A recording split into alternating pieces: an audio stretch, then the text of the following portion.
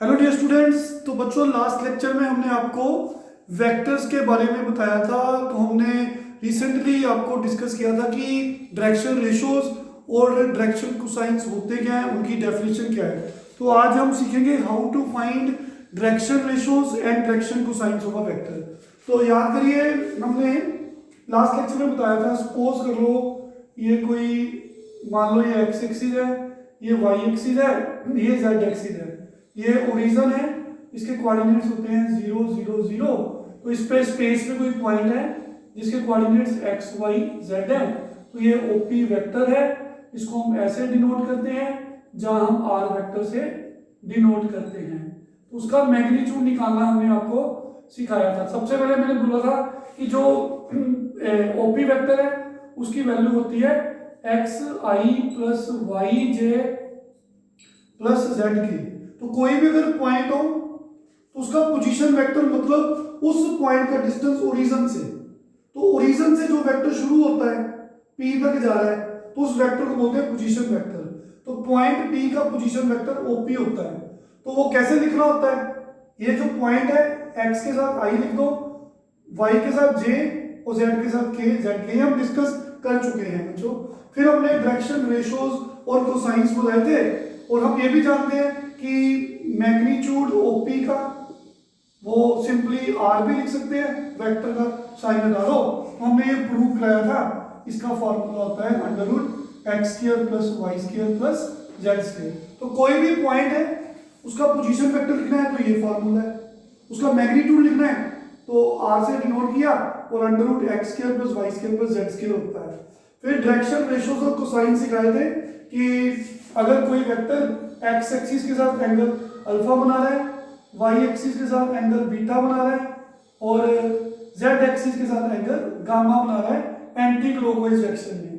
तो फिर हमने बताया था कि इसके डायरेक्शन कोसाइंस होते हैं cos alpha, cos beta, cos gamma. तो हमने डिस्कस किया था कि इसको हम एल बोलते हैं, इसको हम एम बोलते हैं, इसको एन लिखते हैं। तो L M N direction cosines of the vector. तो any three numbers A B C, इनको डायरेक्शन रेशोज या डायरेक्शन नंबर्स कब बोलेंगे, जब ये वाला रिलेशन सेटिस्फाई होगा। तो ये सब कुछ हम लास्ट लेक्चर में बच्चों पढ़ के आए हैं। मैंने फटाफट आपको रिवाइज करवा दिया कि हमने लास्ट लेक्चर में क्या किया था। तो आज सीखेंगे how to find direction ratio and direction cosines of the vector. तो हम जानते हैं, देखिए, अगर P कोई पॉइंट है x y z तो उसका पोजीशन वेक्टर होता है OP एक्स आई प्लस वाई जे प्लस जेड के। तो बच्चों याद रखेंगे, जो डायरेक्शन रेशोज होते हैं, डायरेक्शन नंबर्स होते हैं किसी भी वेक्टर के, वो कौन है, वो उसके कंपोनेंट्स होते हैं। कंपोनेंट्स मतलब देखिए वो कौन से, I का कंपोनेंट x, j के साथ कौन है y और k के साथ कौन है z। तो किसी भी वेक्टर के I j k के जो कोफिशिएंट्स होते हैं, these are direction ratios of any vector that is OP here, x y z। मान लो कोई पॉइंट है 2 3 -4, तो इसका पोजीशन वेक्टर कैसे बनेगा, 2i plus 3j minus 4k। तो इसके डायरेक्शन नंबर्स, डायरेक्शन रेशियोज क्या आएंगे अकॉर्डिंग टू दिस डेफिनेशन। तो डायरेक्शन नंबर्स कौन से हैं, इसके components 2 3 -4, these are direction ratios और direction numbers. I hope clear है सबको। तो आगे लिखेंगे इसके डायरेक्शन कोसाइंस कैसे निकालने हैं। तो डायरेक्शन कोसाइंस निकालने के लिए आपको हर कंपोनेंट को इसके मैग्नीट्यूड से डिवाइड करना है। तो मैग्नीट्यूड कितना है, हमने अभी बताया आपको, under root x square plus y square plus z square. तो डायरेक्शन कोसाइंस कितने हैं, एक्स, इसको इसके मैग्नीट्यूड से डिवाइड कर दो, तो डायरेक्शन कोसाइंस निकालना है। बेसिकली अब हम सिर्फ आपको बताएंगे कि क्वेश्चंस कैसे सोल्व करने हैं, क्योंकि ये चैप्टर की वेटेज बहुत ज्यादा नहीं है। सो हमने डायरेक्शन कोसाइंस ऐसे निकालने हैं, एग्जांपल से समझते हैं। तो जैसे ये एग्जांपल थी, चलो और भी पॉइंट लेते हैं। मान लो ये कोई पॉइंट है 1 2 3, तो इसका पोजीशन वेक्टर क्या बनेगा, ओपी से डिनोट होता है हमेशा। तो इसके साथ I, इसके साथ J और इसके साथ के और प्लस का साइन डाल दो, ये आपका ओपी वेक्टर है। तो direction ratios of OP vector कौन है, अभी बताया मैंने, वो कौन है बच्चों, जो आई जे के कंपोनेंट से कोफिशिएंट्स हैं। 1 आई का कोफिशिएंट, 2 बेसिकली जो कोऑर्डिनेट्स होते हैं ना ये पॉइंट के, वो डायरेक्शन रेशियोज ही होते हैं। तो डायरेक्शन नंबर्स बेसिकली ये पॉइंट है, पॉइंट के कोऑर्डिनेट्स। तो डायरेक्शन कोसाइंस क्या है, उसके लिए हमें पहले ओपी वेक्टर का मैग्नीट्यूड निकालना पड़ेगा। तो मैग्नीट्यूड कैसे निकालते हैं, अंडर रूट, देखिए आई का कोफिशिएंट कौन है 1, इसका स्क्वायर कर दो, प्लस 2 का स्क्वायर कर दो, प्लस 3 का स्क्वायर कर दो, इसकी वैल्यू कितनी मिली 149, इट कम्स टू रूट 14।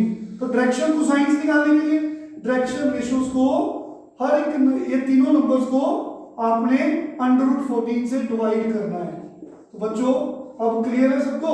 तो याद करिए कि हमने बताया था कि डायरेक्शन कोसाइंस जो होते हैं हम एल एम एन से डिनोट करते हैं।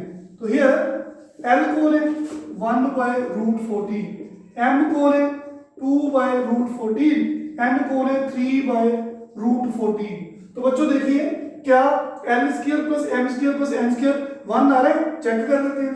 हमने आपको प्रूफ कराया था कि l square plus m square plus n square हमेशा 1 होता है। तो इस केस में चेक करो, इसका स्क्वायर किया 1 square over √14 square plus 2 square over √14 का स्क्वायर प्लस 3 स्क्वायर ओवर √14 का स्क्वायर, एलसीएम लिया तो हमारा आंसर बिल्कुल करेक्ट है। तो इसका मतलब डायरेक्शन कोसाइंस हमने ठीक निकाले हैं। तो हमने साथ में ये भी बताया था कि डायरेक्शन रेशियोज और कोसाइंस आपस में प्रोपोर्शनल होते हैं बच्चों। तो याद करें हमने रिजल्ट दिखाया था कि कोई भी 3 numbers A B c direction ratios तभी होंगे, कोई भी 3 नंबर्स डायरेक्शन रेशियोज तभी होंगे। ए कितना है, हमने इनको डायरेक्शन नंबर्स बोले तो A1 है, B2 है, C3 है, अगर वो इस कंडीशन को, इस रिलेशन को ओबे करे। तो देखें L कितना है 1/√14 डिवाइड बाय A 1, बच्चों M कितना है 2/√14 और B कितना है 2, ठीक है, और N कितना है 3/√14 और C कितना है 3। तो क्या ये तीनों बराबर है, बिल्कुल बराबर है। √14 इसके नीचे आ गया, √14 2 के पास चला गया और √14 3 के पास चला गया। आपने चेक किया बच्चों, ये 2 से 2 कैंसिल हो गया, 3 से 3 कैंसिल हो गया, तो ये रिलेशन सेटिस्फाई हो गया। तो it means these are the direction ratios and these are the direction cosines. तो अगर हमें कोई वेक्टर गिवन होगा हम उसके डायरेक्शन रेशियोज भी निकाल सकते हैं, डायरेक्शन कोसाइंस भी निकाल सकते हैं। तो बच्चों समझ आ रही है सबको।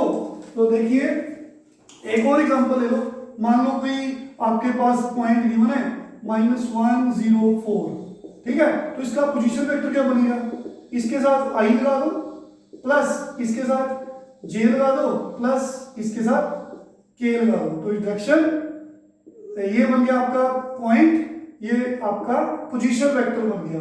तो डायरेक्शन रेशियोज कौन है, basically direction ratios are coordinates of the point. जहां ऐसे बोलो कोई वेक्टर इस फॉर्म में दिया हुआ है तो कंपोनेंट्स आई जे के जो है, आई का कंपोनेंट -1, जे का 0 एंड के का 4।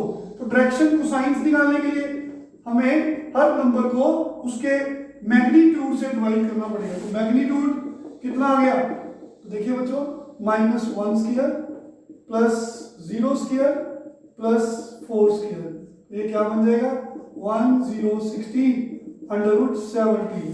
तो देखिए -1 को √17 से डिवाइड किया, 0 को √17 से डिवाइड करो 0 ही रहेगा। तो दीज आर डायरेक्शन कोसाइंस। क्या L कितना है -1/√17, इसको हम M बोलते हैं, N कितना है 4/√17। तो बच्चों इसका L square plus M square plus N square निकाल के देखें, इसका स्क्वायर किया फिर 0 का स्क्वायर 0 ही रहेगा और इसका स्क्वायर क्या 16/17। तो क्या ये 1 आ रहा है, बिल्कुल 1 आ रहा है, तो हमारा आंसर करेक्ट है। तो बच्चों आज आप स्टार्ट कर देंगे फर्स्ट एक्सरसाइज जो है आपकी एनसीईआरटी 13.1 जो बातें की हैं सारे सम्स इन्हीं में निकल जाएंगे। बेसिकली डेफिनेशंस हैं, कोई खास इंपॉर्टेंट नहीं है। 13.2 जो है, सॉरी ये जो नेक्स्ट एक्सरसाइज है 10.2 है, सॉरी बच्चों। तो 10.1 की ये जो वेक्टर आपकी एनसीईआरटी की बुक की बेसिक सम्स हैं, 10.2 के कुछ क्वेश्चन आप ट्राई करेंगे। नेक्स्ट लेक्चर में हम आगे कंटिन्यू करेंगे। Thank you very much, take care.